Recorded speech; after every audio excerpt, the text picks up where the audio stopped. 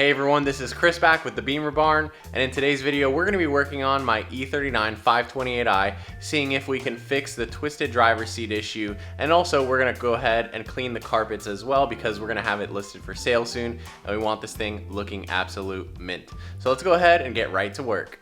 Alright, so the seat is held in by a couple of, I think, T50 screws. They're underneath these covers here, and so you first need to get this cover out. You can see there's like a T30 screw that's holding this black plastic on. So once you get that off, you should be able to slide off this plastic piece, and then you'll have access to the two front bolts. Once you get the front bolts off, you need to move the seat all the way forward, and then you'll have to grab the rear bolts as well. And then we're gonna simply move the seat into the back of the car here, and then we'll inspect the drive unit and see if we can make a determination why it's jamming up.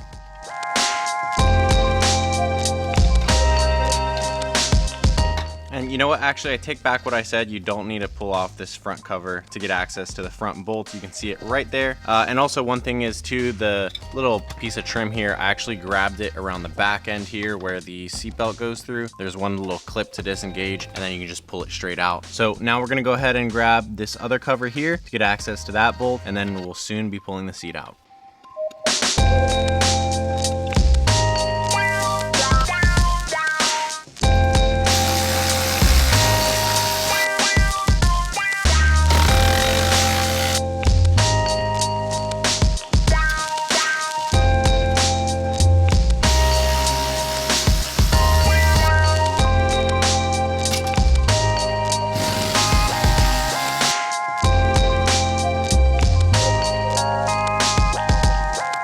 Well, it took a bit of wrestling, but we got the seat into the back seat section here, disconnected the electrical connector, and also there's this little cable that clips onto the seat so that you can adjust the seat with the seatbelt position right here. But now all we need to do is pick up our free money, and then we're going to shop vac the interior here, and then probably do a quick carpet shampoo so that we get any stains out that it has. And then we'll take a look at this seat frame and see if we can find out why it only goes up twisted.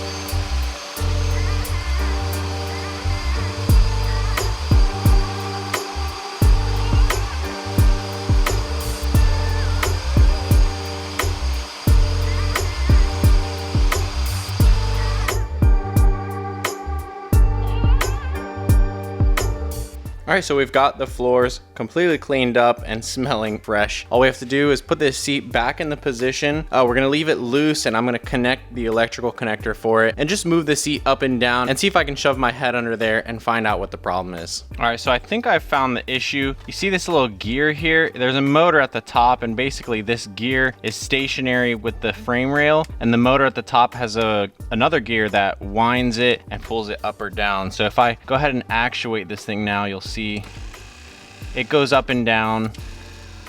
And the reason it's twisting is because there's another one over on this left side, and it doesn't move at all. So that's why the seat basically twists down and up is because of that motor over there. So I'm gonna put the seat back up and disconnect it here, and then we'll see if we can give it manual power and if that motor will move at all. Moments later. All right, so a little update here. I did a little digging on the internet, just traced the drive units back. It turns out that they're driven by these cables, and the cables go into this motor here, and it's one singular motor that drives both sides of the seat when you're doing different actions. So this particular motor here is the one that drives the up and down, which is the reason why my seats are twisting. And so all I did was loosen the two 8mm screws on this side, and then the two on the back I actually removed, and that gave me enough wiggle to get this thing, you know, wiggling out. And then I just kind of yanked on the cable, and here it is. Turns out that these things tend to expand, and while the cable should be poking out like this, you know, my cable has expanded so much that it only really stays in the drive that far out. So we're gonna go ahead and do a little mod here by cutting a little section out of the ribbon, and then we'll shorten this black cable essentially, and then put it back into the drive unit, and that'll fix the problem. So I'm gonna try that real quick, and then I'll show you guys the result.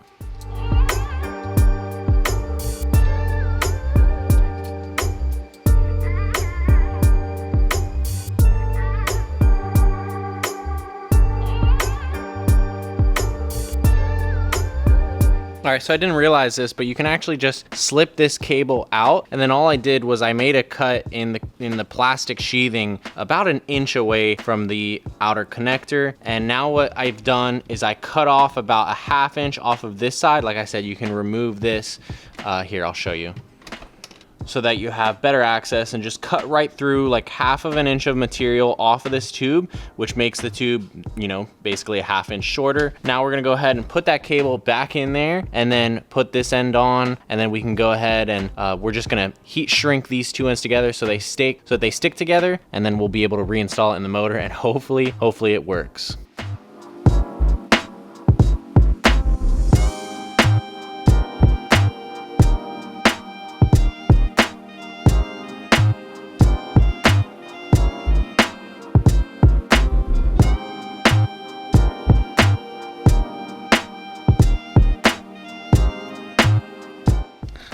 Let's see, I'm gonna set the camera up, and now we're hoping to see that gear move, and let's try it.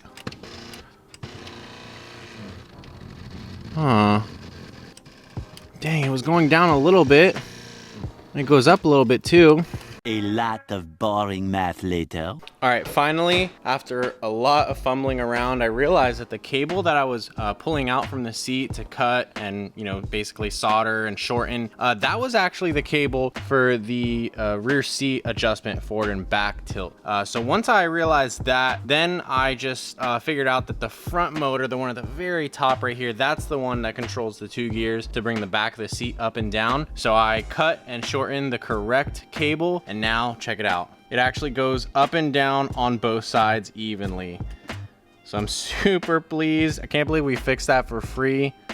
And now we can go ahead and just clean up the other side of the car, the carpets, remove the seat, vacuum it up and all that. And soon enough, we'll be done with this car.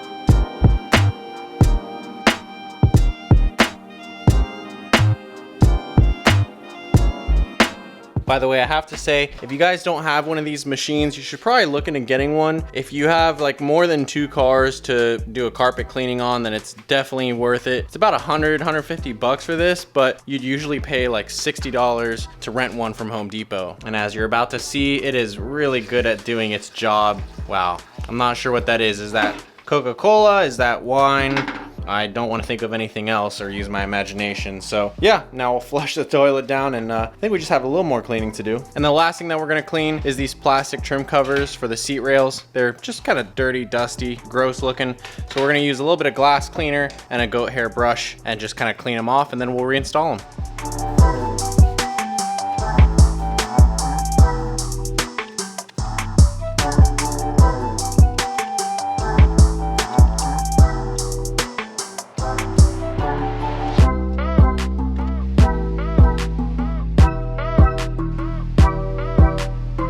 Alright, so we're all done cleaning the car up, and I think it's almost ready to sell. I have one more thing that I want to do before we take pictures, and it's kind of a selfish move of me, but I think that I'm going to pull off the headlights that are on this car right now, and I'm going to install some of the projector xenons that we got from the junkyard. And the reason, because these headlights are the US-spec ones, or the clear reflector ones basically, so they don't have any amber corners. They look a lot better, a lot more monochromatic, and I think that they would look really good on my E39 M5 wagon. So it's kind of selfish of me, but I'm gonna go ahead and pull them off of this car, and then we're gonna restore a pair of headlights that I have that I got from the junkyard, and we're gonna install those. It's still gonna have xenon projectors. The only difference is that it's gonna have those amber corner lights, which are gonna match the rear tail lights as well as the side marker lights on this E39. So I really probably don't feel that bad because this car is gonna match a little bit better. And my car, which already has the Euro side markers, now it'll have the Euro corner lights with the xenons when we get to installing these finally. So I'm gonna go ahead and pull those headlights out now. We gotta sand them down, buff them up, and then we'll install them.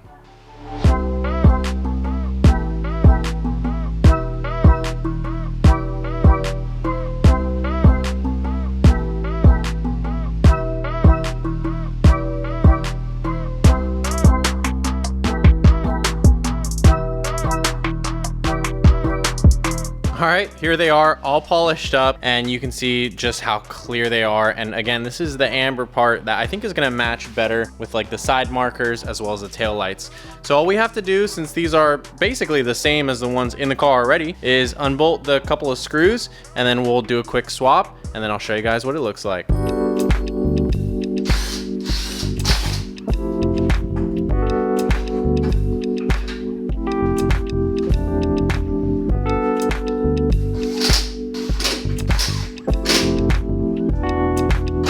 All right, they are freshly installed. Look at that, I actually think it looks better on the front end here. A little bit of color on a silver car definitely pops in a good way. And this one as well just looks great. So all we have to do is let's test these out, make sure that the bulbs are good, turn signals, angel eyes, and high beams.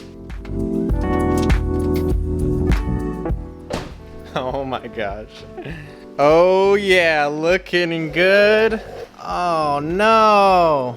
Not looking good. It looks like the angel eye on this side is bad. Dang it. Let's see, I think we have a good bulb we can take from the old headlights. We'll pause this for a second. And let's grab the angel eye bulb from this headlight, which I know is good because it was just on the car. I'm gonna go, pop the hood. Here, let's turn the headlights on, and that way we can make sure in real time. So you can see angel eyes are on, but not on this side, and the bulb is clearly not working. So let's go ahead and take this off. There we go. That one works. And there we are, problem solved. Angel eyes working on both sides, all the bulbs, ballast, and all that works. So this is finally done. I think that we're finally able to put this car for sale in this condition with all the mods that it has, all the maintenance. I think it should go for a pretty penny. In fact, let me know what you guys think this car is worth down in the comments below. Give me your best price estimate to think how much we're gonna be able to sell this for. I'm not gonna give you guys my guess, but I think it's gonna go for a very reasonable price, and hopefully to someone who's gonna be able to enjoy it. The 528i motor is just bulletproof. You know, this is the M52 that is an iron block, so it should be good for millions of miles, I mean, theoretically. And the interior condition of the car is great. It's got low owners. I think I'm gonna be the third owner now, and the engine runs great, looks great. I don't know, you guys let me know in the comments down below. Anyways guys, I hope you enjoyed today's video. This build series is finally done. I have to go take some pictures of it so we can list it for sale, and then we'll be off to the next build, which I think you guys know is the 335 by now. If you like this video, please leave a like down below, leave a comment like I said, and subscribe to the channel if you're new and you haven't yet. As always, I hope everyone has an awesome day, and we will see you in the next video.